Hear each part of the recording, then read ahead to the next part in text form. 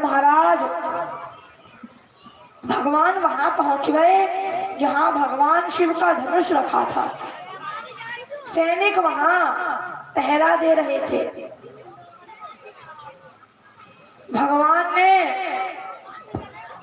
भगवान शिव के उस धनुष को खेल खेल में भगवान ने उठाया और प्रत्यंचा चढ़ाते वक्त भगवान ने उस धनुष के 2 टुकड़े कर दिए।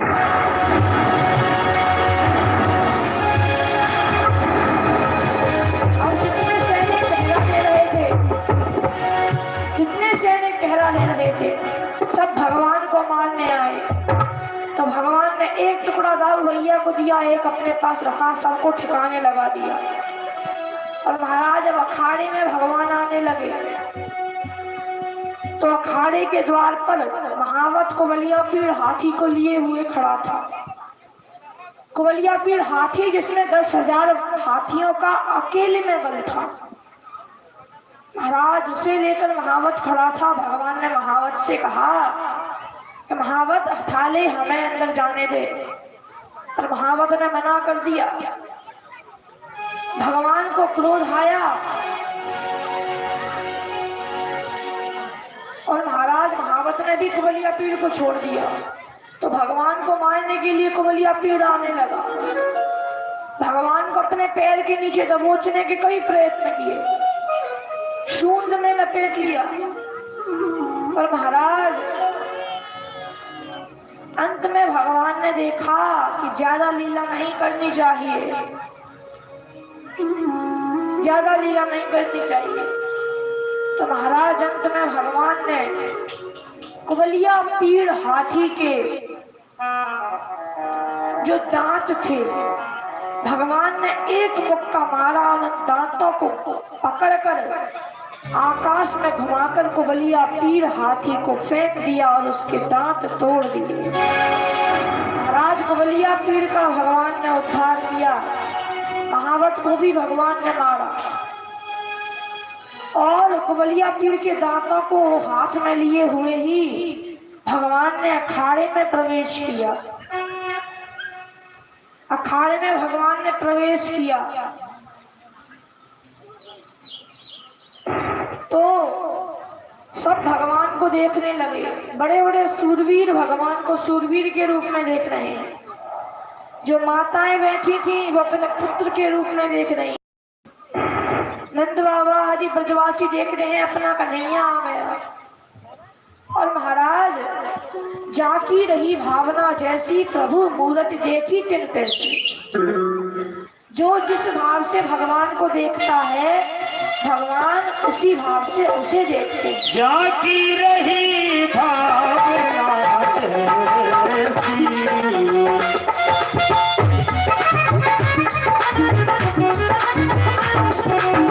जागी रही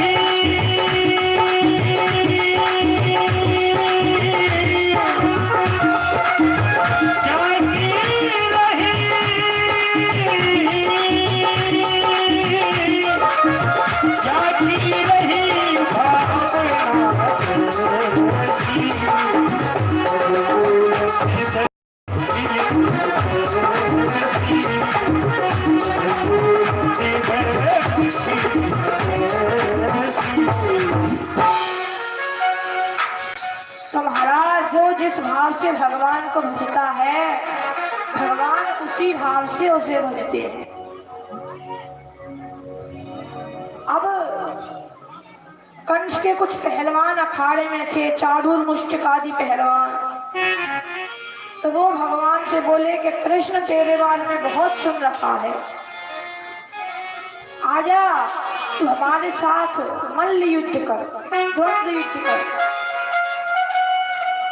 हम देखना चाहते हैं कि तुझमें कितना बल है, तेरे बल के बारे में बहुत सुन रखा है।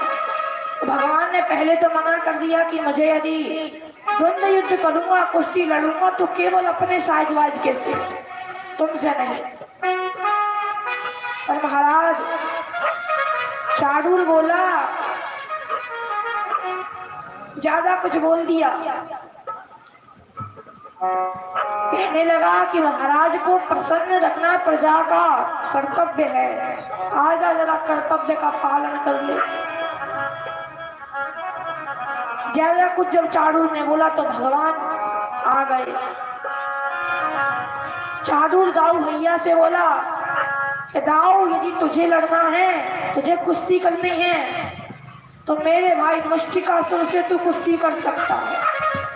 तो महाराज दाऊ भैया मुष्टिकासुर से भिड़ गए और भगवान चाडूर से भिड़ गए।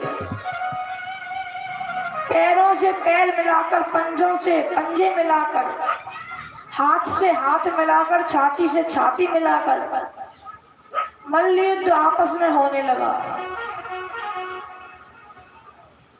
भगवान चाडूर को पटक देते हैं, चाडूर फिर खड़ा हो जाता है। महाराज बड़ी देर तक मल्ल युद्ध चला।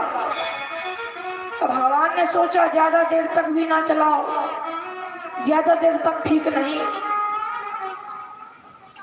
और उधर नंद बाबा ने देखा तो माला जपने लगे, हनुमान जी मेरे बालक की रक्षा करें। तो महाराज अब भगवान ने देखा कि ज्यादा देर तक लीला मत करो, तो भगवान को अंत में क्रोध आ गया और भगवान ने घुमाकर एक चांटा चाडूर के गाल पर दिया कि चाडूर धड़ाम से नीचे गिरा। और महाराज चाडूर का भी गोविंदाय नमो। और इधर दाऊ भैया ने मुष्टिकासुर में ये मुष्टिका बनाकर दे मारी, तो मुष्टिकासुर का भी उद्धार हो। अब सल्लाम के दो पहलवान और थे, सब वो भी आ गए और दोनों भैया ने मिलकर उनका भी संहार कर दिया। अब जितने पहलवान बचे थे पहले से ही डर के सब अपने घर भाग कर आ गए, सब अपने घर आ गए। और महाराज अब भगवान ने सोचा ज्यादा देर मत करो, ब्रजवासी मेरी याद में रो रहे होंगे, मैं तो अब जाने वाला नहीं, लेकिन बाबा को जल्दी भेज दूं। तो महाराज अब भगवान की दृष्टि 200 सीढ़ियों के ऊपर बैठे हुए कंस के ऊपर गई। अब भगवान कंस को मारने के लिए उसके सिंहासन के सामने आ गए। कंस ने देखा, वो कंस के हाथ कपने लगे, कंस के हाथ पैर शरीर कपने लगा, विचार करने लगा यही है मेरा काल, अब ये मुझे नहीं छोड़ने वाला। तो महाराज अब भगवान ने कंस के केस पकड़े और सिंहासन से नीचे गिरा दिया। मानो भगवान याद दिलाना चाहते हैं कि कंस, इसी प्रकार जब मेरी मैया का नया नया विवाह हुआ था तब तूने भी उनके केस पकड़कर उन्हें रथ से नीचे गिराया था। तूने देवकी को रथ से नीचे गिराया केस पकड़कर, तो आज देवकी का नंदन तुझे नीचे गिराने आ गया।